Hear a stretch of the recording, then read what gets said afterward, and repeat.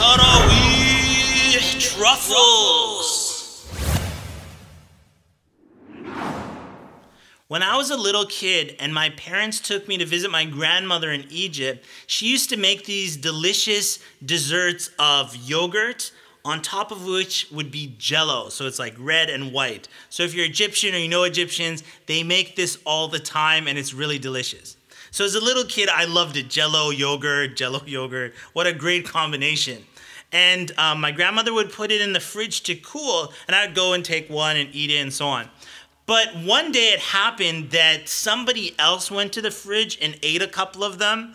And then my grandmother went and said, "Muhammad, you ate them." And then I said in response, "I didn't eat them." And she's like, "No, you ate them." I'm like, "I didn't eat them." And she's like, "Tell the truth." I'm like, "Oh my God, what is this? I didn't eat them." So as a little kid, I said to myself, if I'm gonna get blamed for eating the yogurts, then I'm gonna eat them.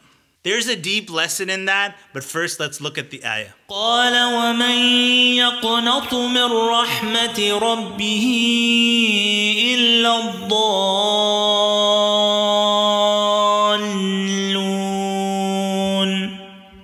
In this verse, the angels came to Prophet Ibrahim alayhi salam, and they were saying respectfully to him, don't lose hope in the mercy of Allah. Now Ibrahim alayhi salam respectfully also says to them in response, وَمَن يَقْنَطُ مِن رَحْمَةِ رَبِّهِ إِلَّا الضَّالُونَ.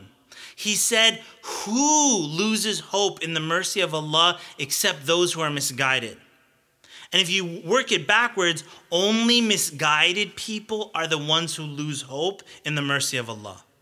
What's really interesting is that this is a very similar statement to what Prophet Yaqub alayhi salam said to his sons. It had been many years and they had lost their brother Yusuf many years ago. And when their father sent them back to Egypt, he said, go to Egypt and look for your brother Yusuf after all these years. And then he said to them, وَلَا تَيْأَسُوا مِن رَوْحِ اللَّهِ. And he said, and don't lose hope in the mercy of Allah. So we see this is a recurring theme amongst the prophets, teaching us that no one should lose hope in the mercy of Allah. And in fact, only misguided people will lose hope in the mercy of Allah. So two things, fear and hope, right? Should you fear Allah subhanahu wa ta'ala, so you fear like I'm going to go to hellfire if I do this and that? Or should you have hope in the mercy of Allah? Well, the reality is that you should have both, of course, right? You fear Allah subhanahu wa ta'ala's punishment, you hope for His reward, but what's really interesting is that you cannot only have fear.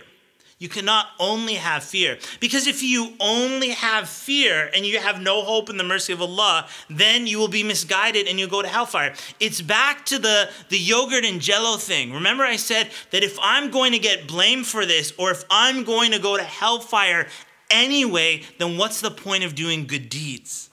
And so similarly, you should never accept the whispers of shaitan in your ear telling you to lose hope in the mercy of Allah, telling you that you've done so many sins, there's no hope for you, you're going to go to hellfire, so you might as well just, eat all the yogurts and eat all the jellos. Don't accept that from shaitan. Always realize that there is hope for you, there is hope for me. We should never lose hope in the mercy of Allah.